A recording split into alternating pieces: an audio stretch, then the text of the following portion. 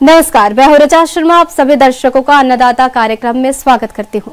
किसान का जीवन बहुत मुश्किल होता है। वो अपने खेतों में लंबे समय तक काम करता है। उसका ध्यान सदैव फसल में ही लगा रहता है। वो अपनी कड़ी मेहनत की ताकत पर अपना जीवन व्यतीत करते हैं। ऐसे ही किसानों की प्रगति के लिए हम खेती बाड़ी से जुड़ी कुछ महत्वपूर्ण जानकारियां आप तक लाते हैं। हर रोज सुबह आपके सामने हाजिर होते हैं। तो चलिए कार्यक्रम शुरू करते हैं और सबसे पहले देखते हैं क्या है आज के अन्नदाता में। हल्दी की फसल में लगने वाले रोगों की रोकथाम,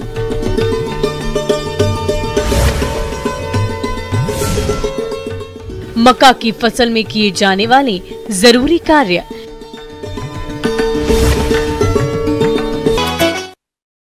हमारे प्रदेश के जो किसान भाई हल्दी की खेती कर रहे हैं, उनकी फसल बुआई के समय अनुसार बढ़वार की विभिन्न अवस्थाओं में है और इस समय वातावरण में अधिक नमी के चलते फसल पर कई रोगों का प्रकोप देखा जा रहा है, जो कि फसल की बढ़वार को बाधित करते हैं।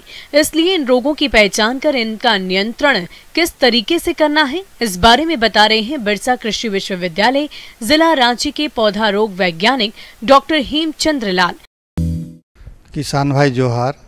हल्दी में किसान भाई जो आप अभी अपने खड़ी फसल में लगा दिए होंगे खेत में, तो लगभग 1.5 महीने के आसपास का आपका फसल हुआ होगा।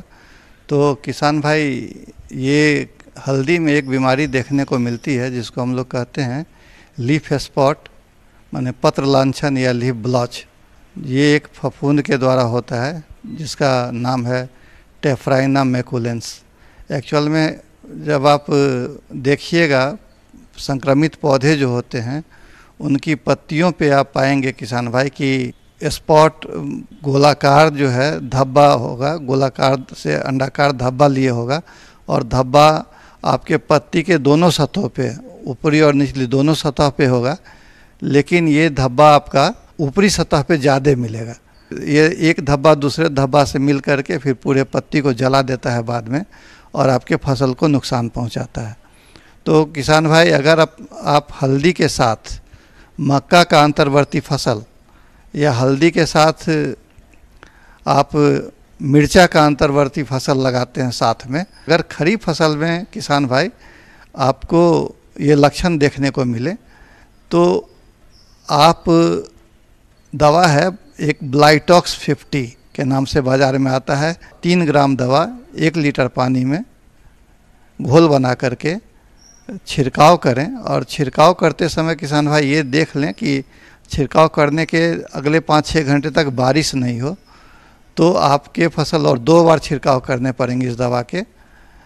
और छिड़काव करने के पहला छिड़काव करने के 2 सप्ताह बाद दूसरा छिड़काव करेंगे तो आपके फसल ये जो है पत्र लांछन जो हल्दी में है उससे बच जाएंगे और आपका फसल खुशहाल रहेगा।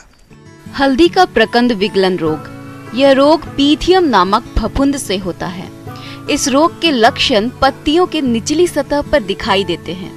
पत्तियों का किनारा मुरझाया हुआ दिखाई देता है और पत्तियां मुरझाने भी लगती हैं। रोग से ग्रसित पौधे के तने पर गहरे भूरे रंग के जल सित विक्षत या धब्बे दिखाई देते हैं जो तेजी से बढ़ते हैं, जिससे पत्तियां सूख जाती है। संक्रमण जड़ से राइजोम तक फैलता है, जिससे आंतरिक ऊतक विघटित हो जाते हैं और बाहरी त्वचा गलने लगती है। प्रकंदों का चमकीला नारंगी रंग भूरा हो जाता है और सड़े हुए प्रकंद से दुर्गंध आने लगती है।